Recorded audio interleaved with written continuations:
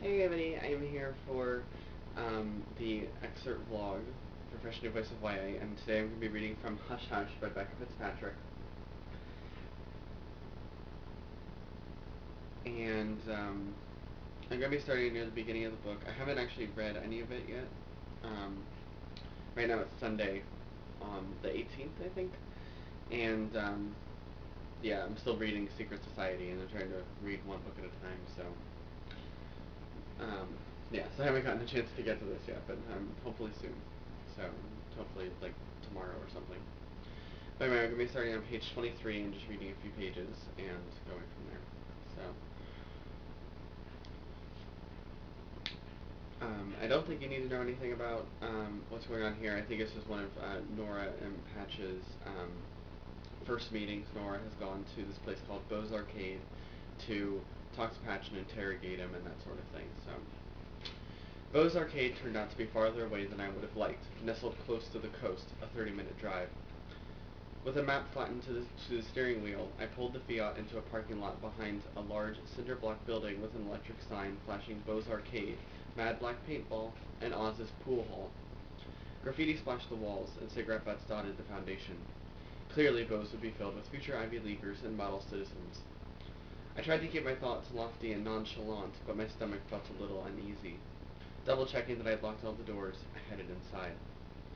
I stood in line, waiting to get past the ropes. As the group ahead of me paid, I squeezed past, walking toward the maze of blaring sirens and blinking lights.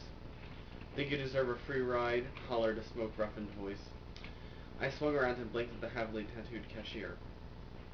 I said, "I'm not here to play, I'm looking for someone." He grunted. "You won't pass me, you pay." He put his palms on the counter, where a price chart had been duct-taped, showing I owed $15, cash only. I didn't have cash, and if I had, I wouldn't have wasted it to spend a few minutes interrogating Patch about his personal life. I felt a flush of anger at the seating chart and at having to be here in the first place. I only needed to find Patch, then we could hold the interview outside. I was not going to drive all this way and leave empty-handed.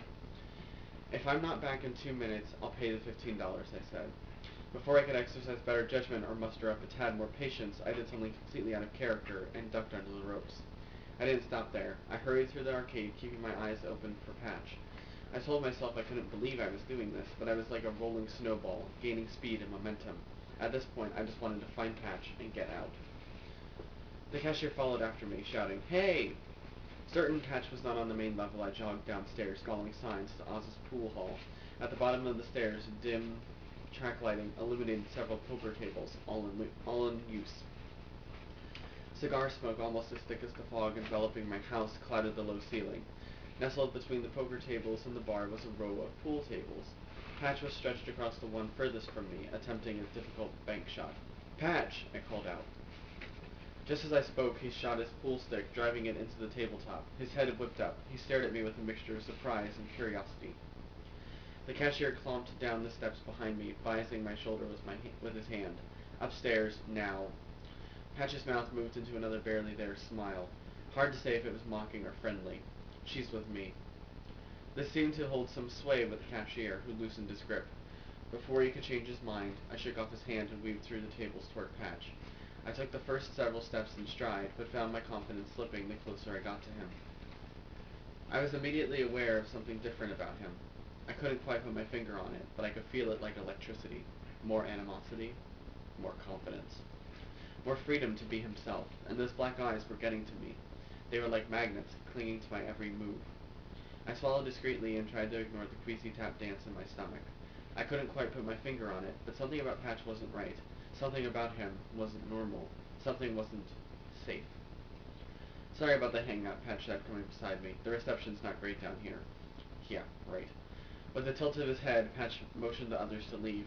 There was an uneasy silence before anybody moved. The first guy to leave bumped into my shoulder as he walked past. I took a step back to balance myself and looked up just in time to receive cold eyes from the other two players as they departed. Great, it wasn't my fault. Patch was my partner. "Eight ball?" I asked him, raising my eyebrows and trying to sound completely sure of myself, of my surroundings. Maybe he was right and Beau's wasn't my kind of place. That didn't mean I was going to bolt for the doors. How high are the stakes? His smile widened. This time I was pretty sure he was mocking me. We don't play for money. I set my handbag on the edge of the table. Too bad. I was going to bet everything I have against you. I held out my assignment, 2 lines already filled. A few quick questions, and I'm out of here. Um, Jerk, Patch fed out loud, leaning on his pool stick. Lung cancer? Is that supposed to be prophetic? I fanned the assignment through the air. I'm assuming you contribute to the atmosphere. How many cigars a night? 1, 2? I don't smoke. He sounded sincere, but I didn't buy it. Mm-hmm, I said, setting the paper down between the 8 ball and the solid purple. I accidentally nudged the solid purple while writing definitely cigars on line 3. You're messing up the game, Patch said, still smiling. I caught his eye and couldn't help but match his smile briefly. Hopefully not in your favor. Biggest dream? I was proud of this one because I knew it would stump him. It required forethought. Kiss you. That's not funny, I said, holding his eyes, grateful I didn't stutter. No, but it made you blush. I boosted myself onto the side of the table, trying to look impassive as I did. I crossed my legs, using my knee as a writing board. Do you work? I bussed tables at the borderline, best Mexican in town. Religion? He didn't seem surprised by the question, but he didn't seem overjoyed by it either. I thought you said a few quick questions. You're already at number 4. Religion? I asked more firmly. Patch dragged a hand thoughtfully along the line of his jaw. Not religion. Cult. You belong to a cult? I realized too late that while I sounded surprised, I shouldn't have. As it turns out, I'm in need of a healthy female sacrifice. I'd planned on luring her into trusting me first, but if you're ready now... Any smile left on my face slid away. You're not impressing me. I haven't started trying yet. I edged off the table and stood up to him. He was a full head taller. V told me you're a senior. How many times have you failed 10th grade biology? Once? Twice? V isn't my spokesperson. Are you denying failing? I'm telling you I didn't go to school last year. His eyes taunted me. It only made me more determined. You were truant? Patch laid his pool stick across the tabletop and crooked a finger for me to come closer. I didn't. A secret? He said in confidential tones. I've never gone to school before. Another secret? It's not as dull as I expected. He was lying. Everyone went to school. There were laws. He was lying to get a rise out of me. You think I'm lying, he said around a smile. You've never been to school, ever? If that's true, and you're right, I don't think it is, what made you decide to come this year? You.